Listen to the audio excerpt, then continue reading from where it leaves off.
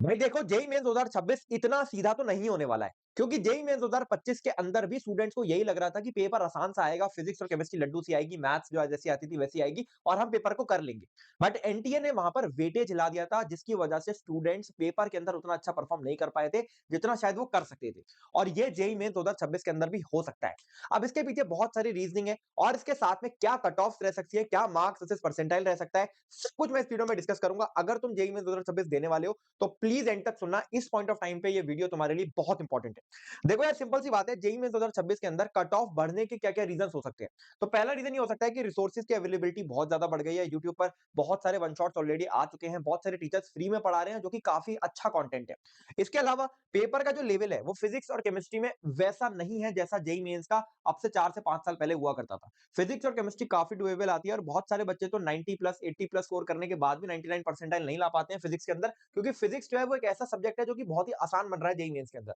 अब कंपटीशन की बात करते हैं तो कंपटीशन भी लगातार बढ़ता जा रहा है और कंपटीशन लगातार बढ़ने के कारण हो क्या रहा है कि अब बच्चे ज्यादा तैयार हो रहे हैं और अच्छे बच्चों की संख्या भी बढ़ती जा रही है, जिस वजह से कट ऑफ बढ़ना ऑब्वियस है। अब कट ऑफ ना बढ़ने के क्या रीजन हो सकते हैं? ऑब्वियसली एनटीए ये कोशिश करेगा कि पेपर को डिफिकल्ट बनाया जाए और पेपर की वेटेज को अनइवन करा जाए, मतलब जिन चैप्टर से हर बार क्वेश्चन पूछे जाते हैं उससे थोड़े कम क्वेश्चन पूछे जाए, ताकि स्टूडेंट्स एग्जाम में जाके पैनिक करें और कट ऑफ और मार्क्स इतने ज्यादा ना बढ़ पाए। और इसी रीजन की वजह से मेरा ये प्रिडिक्शन है कि इस साल का पेपर कुछ अलग होने वाला है as compare to previous year papers. अच्छा, अगर हम लोग बात करेंगे कुछ कट ऑफ की, मार्क्स वर्सेस परसेंटाइल की, तो देखो यार, मोटा मोटा मुझे समझ आता है कि लास्ट ईयर के जेईई मेंस के जनवरी पेपर को देखते हुए और उससे लास्ट ईयर के पेपर को देखते हुए, सारे फैक्टर्स को कंसीडर करते हुए, मुझे लगता है कि 99 परसेंटाइल 180 मार्क्स के अराउंड, 98 परसेंटाइल 170 मार्क्स के अराउंड, 97 160 के अराउंड, 96 150 के अराउंड और 95 140 के अराउंड रहनी चाहिए। इसमें मैं ये मान ले रहा हूँ कि अगर कोई शिफ्ट, मान लीजिए इजी शिफ्ट आ जाती है, तो उसके अंदर प्लस 10 मार्क्स इसमें और ऐड हो सकते हैं हर एक परसेंटाइल के लिए। और अगर कोई शिफ्ट हार्ड आ जाती है तो उसमें -10 मार्क्स और ऐड हो सकते हैं। अब देखो, इजी या हार्ड कहीं ना कहीं एक ही चीज से डिसाइड होने वाला है, वो है मैथ्स का डिफिकल्टी लेवल। अगर पेपर मैथ्स के अंदर टफ बना हुआ है तो इसका मतलब क्या है, वो हार्ड शिफ्ट में लैंड कर सकता है। मैं आपको पेपर के अंदर प्रिडिक्ट करने का तरीका बता रहा हूं। अगर मान लो पेपर मैथ्स का आसान बन गया है, तो आप अगर एग्जाम में बैठे हुए हो और अगर आपको लग रहा है मैथ्स आसान बन गई है, तो वो तो पक्का इजी शिफ्ट में आ सकता है। ये मैं आपको पेपर के अंदर बैठ के बता रहा हूँ चीज। तो अगर मान लो पेपर के अंदर आपको पता लगे इजी शिफ्ट है ना, तो मेरे भाई थोड़ा सा अटेम्प्ट ज्यादा कर देना, ताकि आपको ज्यादा मार्क्स पे कम परसेंटाइल तो वैसी मिलने वाली है, तो आपके मार्क्स कंपेंसेट हो जाए। इसके साथ में अगर हम लोग बात करें पेपर के प्रिडिक्शन को लेके, तो मेरी 4 प्रिडिक्शन है पेपर को लेके। पहला तो वेटेज इस बार बहुत यूनिफॉर्म नहीं रहने वाला है जैसे पास्ट ईयर्स में रहा करता था। मैथ्स का डिफिकल्टी लेवल भी थोड़ा बढ़ने वाला है, क्योंकि ये देखो, मैथ्स का डिफिकल्टी लेवल हर साल बढ़ता तो है ही, पर मैथ्स का डिफिकल्टी लेवल ये भी डिसाइड करता है कि कट ऑफ एक रेगुलर चेक में रहे, क्योंकि फिजिक्स और केमिस्ट्री तो वैसे भी लड्डू आती है। केमिस्ट्री के अंदर ट्रिकी क्वेश्चन पूछे जाने, ये बात श्योर है, क्योंकि देखो, लड्डू तो फिजिक्स केमिस्ट्री आएगी, पर आपको फंसाया सिर्फ यही जा सकता है। और न्यूमेरिकल्स के अंदर कैलकुलेटिव न्यूमेरिकल्स डालकर ही आपको नेगेटिव मार्किंग में फंसाया जा सकता है। तो ये 4 प्रेडिक्शंस हैं और इसका आपको खास ख्याल रखना है। अभी आगे डिस्कस करेंगे कि इनसे आपको डील कैसे करना है। पर उससे पहले एक चीज मैं आपको बता देता हूँ, जैसे बहुत सारे बच्चे मेरे को कमेंट में बत कह रहे थे कि भैया हमको एनसीईआरटी का एग्जाम भी देना है, तो इसके बारे में भी भैया कुछ बताओ। तो जैसे एनसीईआरटी का एग्जाम होता है, न्यूटन स्कॉलस्टिक एप्टीट्यूड टेस्ट, जो कि न्यूटन स्कूल ऑफ टेक्नोलॉजी के लिए होता है। इस एग्जाम में क्या होता है, देखो मैं आपको बता देता हूँ यहीं पर ही। 80 क्वेश्चंस आते हैं, ठीक है, और 180 मिनट्स का आपको टाइम मिलता है। आपका +4 मिलता है हर एक करेक्ट क्वेश्चन के लिए और -1 मिलता है आपको हर एक रॉन्ग क्वेश्चन के लिए। अब यहाँ पर क्या-क्या पूछा जाता है? मैथ्स, जनरल एप्टीट्यूड और इंग्लिश। मैथ्स के अंदर स्क्रीन पर मैं आपको जो चैप्टर दिखा रहा हूँ वो यहाँ पर पूछे जाएंगे। इसके साथ में यहाँ पर जेईई मेंस के लिए जो आप मैथ्स पढ़ रहे हो वो, और एनसीईआरटी जो क्लास 12 के लिए, क्लास 11 के लिए पढ़े थे, उतना आपके लिए मोर देन इनफ है यहाँ पे। फिर जनरल एप्टीट्यूड की बात करेंगे तो आप जैसे पजल गेम्स वगैरह होते हैं, जैसे प्लेटफॉर्म में पजल फ्लाई, यहाँ पर आप पजल सॉल्व कर सकते हो, उससे आपका जनरल एप्टीट्यूड उतना डेवलप हो जाएगा जितने में इस पेपर में आप अच्छा परफॉर्म कर सकते हो। फिर इंग्लिश के अंदर हम लोग बात करेंगे तो 11वीं 12वीं की जो बेसिक इंग्लिश है, वो यहाँ पर मोर देन इनफ है।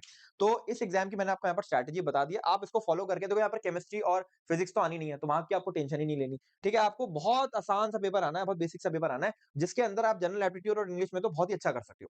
तो इसका लिंक, जिन बच्चों ने अप्लाई नहीं करा है, उसका लिंक मैं आपको डिस्क्रिप्शन में दे दूंगा। अभी के अभी जाओ, उसका एप्लीकेशन लिंक भर देना। न्यूटन स्कूल ऑफ टेक्नोलॉजी काफी बढ़िया अपॉर्चुनिटी है, डिस्क्रिप्शन में इसका लिंक पड़ा हुआ है। चलो आगे बढ़ते हैं। अब देखो, एक बात समझते हैं कि एनआईटीज का कट ऑफ कैसा रहने वाला है और इसके साथ में आपका जेईई एडवांस की क्वालिफाइंग कट ऑफ कैसी रहेगी। तो देखो, जितना मैं फैक्टर्स को एनालाइज कर पा रहा हूं और जितना मार्क्स परसेंटाइल हमने अभी देखा, तो एक बात समझ आती है कि देखो, एनआईटीज को मैंने 3 पार्ट में डिवाइड करा है। पहला तो है टॉप 5 एनआईटीज। टॉप 5 एनआईटीज कौन से है भैया? एनआईटी त्रिची, सूरतकल, वारंगल, इलाहाबाद और इसके अलावा राउरकेला। तो इनको मैं टॉप 5 एनआईटीज में काउंट करता हूँ। राउरकेला के साथ में मैं कलिकट को भी इसी के साथ ले लेता हूँ। तो ये 5 एनआईटीज जो है वो टॉप के हैं। टॉप 5 एनआईटीज में मैं 6 एनआईटीज काउंट करता हूँ, मतलब त्रिची, सूरतकल, वारंगल, इलाहाबाद और राउरकेला और कलिकट को मैं स्लैश करके लिखता हूँ। इन 5 एनआईटीज़ में अगर आपको सीएसई में एडमिशन चाहिए, तो जनरल को 260 से ऊपर नंबर लेकर आने पड़ेंगे सेफ साइड पे। ईडब्ल्यूएस ओबीसी को 240 और एससी-एसटी को 200 से ऊपर स्कोर करना पड़ेगा। एससी-एसटी को हो सकता है थोड़ा कम भी स्कोर करना पड़ेगा, अगर हम लोग लास्ट राउंड्स में जाएँगे, पर सेफ स्कोर की मैं बात कर रहा हूँ कि इतने में तो आपको मिल ही जाएगी। इसके साथ में नेक्स्ट 15 एनआईटी की मैं बात करूँ, नेक्स्ट 15 एनआईटी कौन से हैं? नेक्स्ट 15 एनआईटी आपके हो सकते हैं एनआईटी कुरुक्षेत्र, जयपुर, नागपुर, आपके पटना, जमशेदपुर, जालंधर, ठीक है, रायपुर, वो बाकी सारे पटना, जितने भी एनआईटीज़ और आपको दिखते हैं, वो सारे के सारे एनआईटीज़ मैं इसमें काउंट कर लेता हूँ। और यहाँ जनरल कैटेगरी को 220 मार्क्स स्कोर करने पड़ेंगे अगर आपको सीएसई ही ब्रांच चाहिए। ईडब्ल्यूएस और ओबीसी को 200 मार्क्स और एससी-एसटी को 160 प्लस यहाँ पर आपको स्कोर करना पड़ेगा। अब नॉर्थ ईस्टर्न एनआईटीज़ की बात करते हैं, जो कि इनका कट ऑफ इतना हाई नहीं जाता है, क्योंकि लोकेशन फैक्टर के चक्कर में बच्चे इसे इतना प्रेफर नहीं करते हैं। तो नॉर्थ ईस्टर्न एनआईटीज़ या NIT Srinagar, NIT Puducherry, NIT Goa या एनआईटी आंध्र भी मैं इसमें ऐड कर लेता हूँ, उसका कट ऑफ भी नीचे जाता है। उसके अंदर अगर आपको सीएसई ब्रांच चाहिए तो 180 प्लस मार्क्स, ईडब्ल्यूएस ओबीसी के लिए 160 प्लस मार्क्स और एससी-एसटी के लिए 140 प्लस मार्क्स आपको यहाँ पर चाहिए होंगे। अब अगर हमें ये है कि भैया देखो सीएसई नहीं चाहिए, अगर हमको वहाँ पे सिविल, मैकेनिकल, इलेक्ट्रिकल, बायोटेक्नोलॉजी या कोई भी और ब्रांच भी मिल जाए तो चल जाएगा। तो मैं आपको लास्ट ब्रांच भी बताऊँ तो वो क्या रहने वाली है। तो देखो top 5 NITs again Trichy, Surathkal, Warangal, Allahabad, Calicut and Rourkela. यहाँ पर आपको जनरल कैटेगरी के लिए 180 प्लस स्कोर करना पड़ेगा।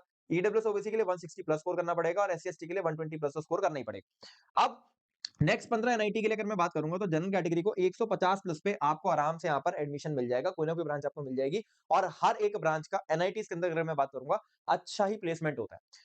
ईडब्ल्यूएस ओबीसी के अंदर 130 प्लस और एससी-एसटी 100 से ऊपर नंबर लेकर आ गए तो आपका काम हो जाएगा। तभी मैं आपको बोलता हूँ आप अगर आखिरी के 15-20 दिन भी सीरियसली पढ़ाई कर लेते हैं ना, तो ये स्कोर देखो कितना अचीवेबल लग रहा है। इसके साथ में टियर 3 एनआईटीज़ जैसे मैंने यहाँ पर लिखी थी, ये जो एनआईटीज़ की मैंने बात करी थी, इन सब एनआईटीज़ की अगर कट ऑफ की बात करेंगे, तो वो कहीं न कहीं इस तरीके का दिखना चाहिए, जो कि मैं आपको स्क्रीन पर दिखा रहा हूँ। इनका कट ऑफ जनरली नीचे इसलिए भी रहता है, क्योंकि बच्चे नॉर्थ ईस्ट जैसी लोकेशन, श्रीनगर जैसी लोकेशन में जनरली प्रेफर नहीं करते हैं जाना, जिसकी वजह से क्या होता है कट ऑफ नीचे गिर जाता है। ठीक है, अब बात करते हैं जेईई एडवांस के क्वालिफाइंग कट ऑफ की।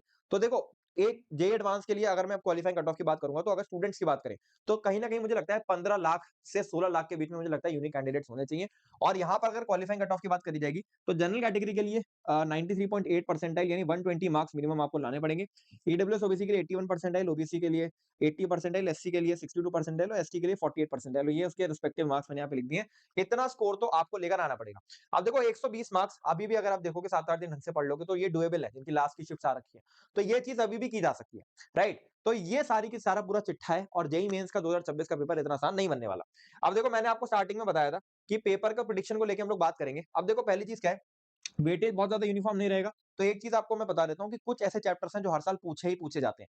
तो उसके बाहर तो पेपर नहीं बनता है, मतलब वहाँ से तो आना ही है पेपर, ठीक है? इसके अलावा जो बाहर की चीज़ें होती हैं, उसके अंदर जो चैप्टर्स उसके अंदर जो टॉपिक्स है, वहाँ पर घुमाया जा सकता है। एग्ज़ाम्पल के लिए मैं लूँगा, तो जनरल ऑर्गेनिक केमिस्ट्री से 2 क्वेश्चन आएँगे, तो वो 2 क्वेश्चन आते ही आते हैं। बट इसके अलावा अगर हाइड्रोकार्बन और हेलोल्केन से मिला के 1 या 2 आने थे, तो हो सकता है हाइड्रोकार्बन से इस साल ना पूछे, हेलोल्केन से पूछ ले।